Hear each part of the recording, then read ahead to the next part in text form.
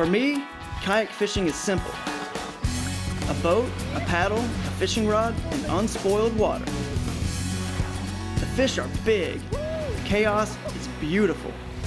It's angling's addictive final frontier, and I'm hooked. I'm Gregory, and this is Hooked on Wild Waters. Gregory's Hooked on Wild Waters is brought to you by Jackson Kayak. We make fun. GoPro.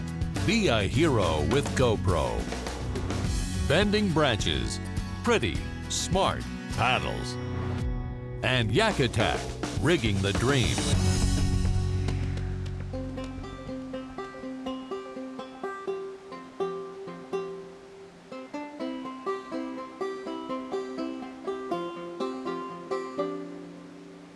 Looks like we got a nice spotted bass on here. Boy, this guy just tore over that log and hammered this jig.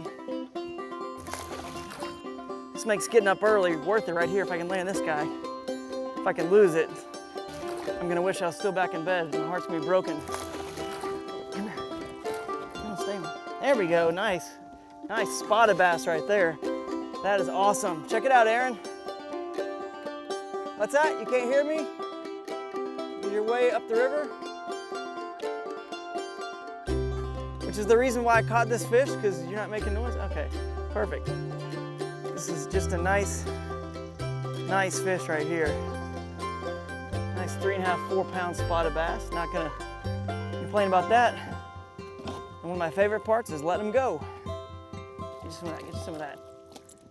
So there's nothing I love more than sharing my wild water passion with others, and particularly, of course, my family. My brother, Aaron, is probably one of the most unique individuals I've ever met, and we could not be more opposite in so many ways.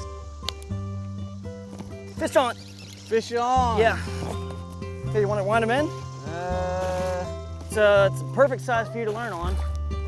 I gotta be on the show because I'm Andrew's brother, so that made it pretty easy right off the bat. I'm kind of sort of interesting in like a few ways, and one of the things they thought would be like extra clever was because I'm not really down with like fishing at all. But like as far as kayaking goes, I think it's like the bomb. Kayaking is awesome. I'm hooked on that. I'm gonna take him on this cool adventure, and spend some time together and share something we do have in common. But before we really get to the tough stuff in North Georgia, I thought, you know what? Let's just kind of get our feet wet a little bit and take an easier float trip down a calmer river in the middle of Georgia. If you can handle this, then I'll take him to the rough stuff. The wild water action right here, woo! Craziness up in here. Actually, it may be crazy when my brother goes down. There you go. Nice. Like a pro.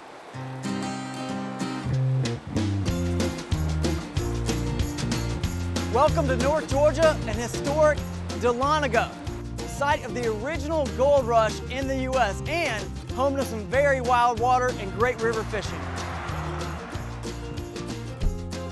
The Crescent Gold Mine is still the last working gold mine in Georgia. You guys run here. This is really interesting.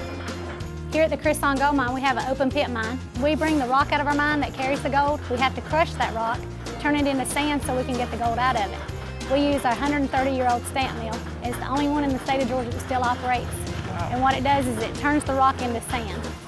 So after it gets like pulverized and pretty much turned into sand, it just funnels its way down here, right? Yeah, it goes down the chute and it goes into the catch basin, and then after we let it drain, we shovel it over into the other one, let it dry real good, and then we shovel it into the buckets. So am I gonna get to like pan for some of this gold myself? Oh yeah, we're gonna let you go down here and find some gold. Sweet. I wanna find a nugget, let's do it. All right, so I brought my brother Aaron down here because as you saw yesterday, he's not so much into the fishing thing. He's more into the hanging out in the river and doing what we're doing here, just kind of trying to get some gold. About this. Yeah, I'm taking this up professionally. There's no doubt about it. I'm going to buy a couple of these. The gold is 19 times heavier than the water. So what we're going to do is put water in our pan, going to shake it side to side. While you're shaking it, that's allowing the gold to settle to the bottom of the pan. After you shake it up real good, you're going to tilt it forward and pour all your water out. You're going to just lightly wash some sand off the top. All right. You're gonna see a lot of shiny stuff on top. That's called fool's gold. The real gold's gonna be in the bottom of the pan. God, you see, you almost had me. I was like, oh, I think I see something. No, dude, nobody's gonna trick me. When you get down to just that little bit, this is when you look for the gold. You roll it back, and that's what you're looking for. Okay, I've got some gold. Yeah, it's so huge. So big. So freaking So massive. here's a nugget. You really need to get your calculator. So what do I do with on that this, one. besides keep it as far away as my brother? Yeah, you gotta watch him. He's gonna claim Is there, like, jump somewhere we it. can We put have it? little bottles that we can get to put it in. Okay. That's Oh, worth this more. is heavy. How much is this worth, Tim? It's just guesstimating without weighing it, it's about $35, $40. See, 35, 40 bucks. And All I right. still have flakes in here. They're gonna add up to about 50. I'm the one that bought the t-shirt. All right. And that's why we're hooked on Wild Waters right here. Did he pay for the t-shirt yet? We still gotta owe you. No, I'm teasing. But we'll pay for it. All right, this is about to be the best idea I've ever had, bringing my brother on a river trip fishing, or the worst idea I've ever had. We're about to find out.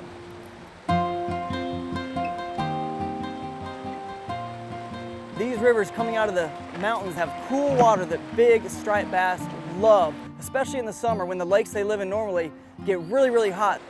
I gotta catch some bait first because it's a real bright sky. And striped bass, they don't like to eat unless it's cloudy or dark, especially right early in the morning or late at night. So the best way to get them to bite on sunny days is actually with a live bait. So, which is fun because we're gonna catch some brim, some small bait, and we'll keep them alive and then see what happens.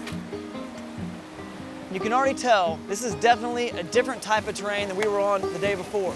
It's steep, there's sharp rocks, it's hard to get the kayaks in. This is no theme park here. This isn't just fun and games. Nice, dude. And my brother is unpredictable, so there's no telling what's gonna happen today, guys. Do you know how to cast that thing or no? Not at all. All right, well then just hang out for a minute. Yeah, I'm just gonna chill. Brim are pretty big though, right? You have to catch baby brim or like adult, Yeah, we want like pretty good sized ones. so like middle size? Hang on, if you can back up, Aaron, this is where this creek's coming in, is where we're trying to fish. It's a really nice day out today. What? It's a really nice day out today. Yeah, it's incredible, man. But it's not gonna be good if we don't catch some brim. Do fish like to eat like more in the morning time and the evening time? Hang on, man, let me just focus for a minute. I'm gonna chill over here in the shade. If we don't have live bait, we are donezo. It's just a paddling trip at that point.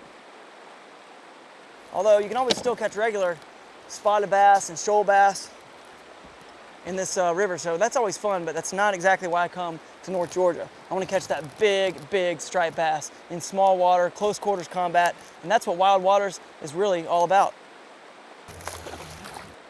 There we go, a little variety. All right, so I was casting for brim with a really, really small bait, and look what I got. I got a nice little spotted bass here. You know, these small rivers and creeks are rarely fished. You can go out and have a lot of fun catching these guys. Again, you never know what you're gonna catch when you're fishing, and obviously that's why they call it fishing. Oh man, just had it was either a striped bass or a big shoal bass came and hit my big lure. Are we catching these things in the shoals or in this little It's still in this zone? big rapid right here, man.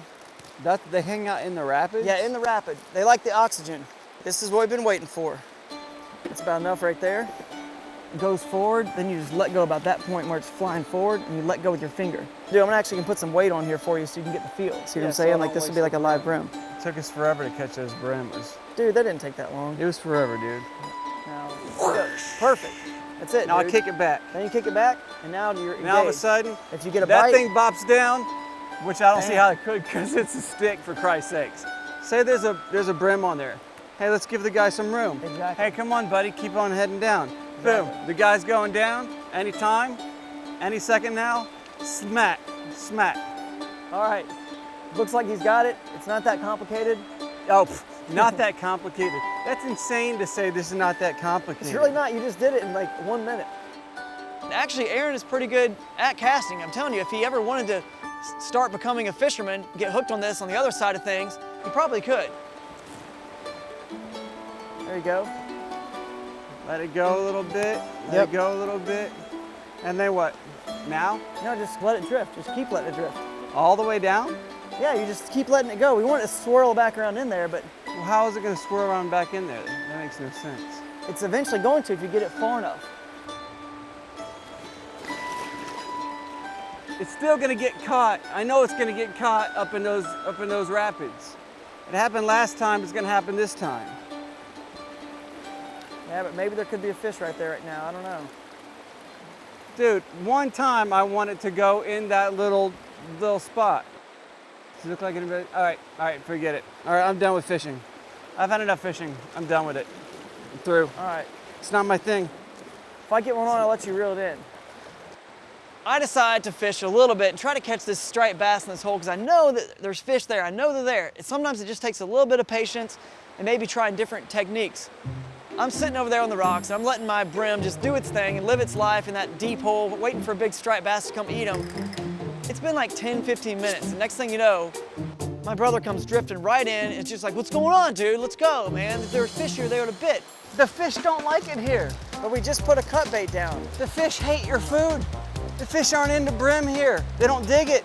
It's not their thing. Yeah, but cut bait is a whole different technique. We just put it down, man. We've been here for an hour. I came back here on purpose to destroy this spot. Dude, see? Yeah, now we pretty much have to go.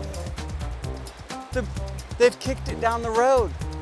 They don't live here anymore. This is where they all live. No, they don't live here anymore. Yeah, if we catch anything, it will be a miracle. He was not kidding. I knew this was a mistake bringing him. Let's go, Lou. Let's get out of here. No, I'm just the one that's messing it up. You show us how to fix it since you're a badass. I don't have any wisdom to give. I'm out of ideas. It's just been one of those days. Nothing's going right. But what are you gonna do, you know?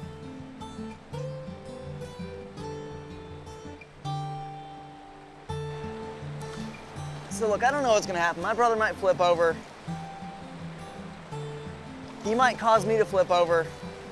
He might interrupt my fishing. He might do any number of things. There's no telling. He's totally unpredictable. But you know what? He's my brother. I love him, and this is the one way that, you know, he and I can kind of connect and bond, and I'm glad to have him.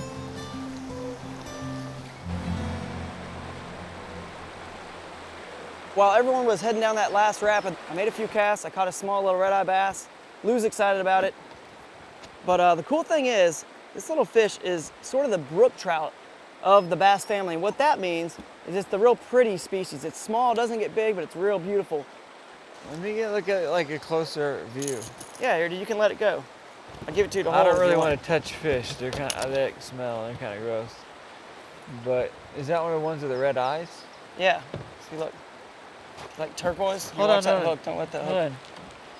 Hook's laying on Hold you. on. I don't want to touch it. Don't push it in my face so Why not? much. Turn it where I can see actual, where I can try to see the eye. Check it out. Oh, that's cute. Isn't that cool, man? Let me see Got the other turquoise. side. It's That's like cool, a though. gorgeous, it's a gorgeous color. I know, they are. Give them back to the river there.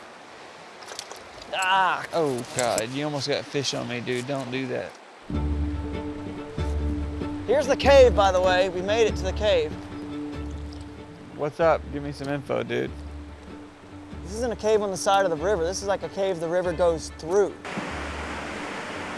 It was made because, like, back in the early days when, you know, the settlers got here and they mined through the mountain to actually mine for the gold and sift the gold out. So it's pretty cool, man.